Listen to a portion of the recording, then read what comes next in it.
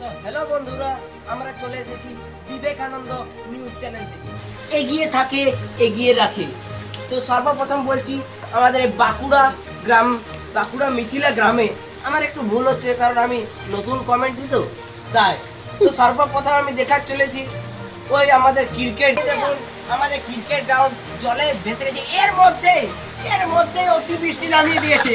আর আমাদের মাঠটি দেখুন, ওই দেখুন জল বার বেড়ে যাচ্ছে মানুষদের ক্ষতি করার জন্য।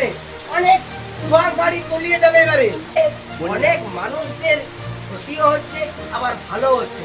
ভালো দিক কি হলো, সবাই ধান লাগাতে পারবে, বছরটি ঠিক হয়ে গেছে। আর ক্ষতি হলো সবাইকার ফসলগুলি নষ্ট হয়ে যাচ্ছে।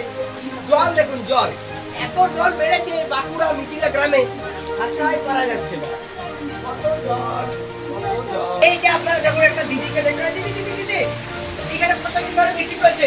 প্রায় এক মাস ধরে বৃষ্টি চলছে। একদম সময় না মিশে দেখুন গোটা গ্রামে বন্যা এই চলে গেল, কিন্তু আমরা কোথায় ভিজে বড় বড়। ঠিক আছে।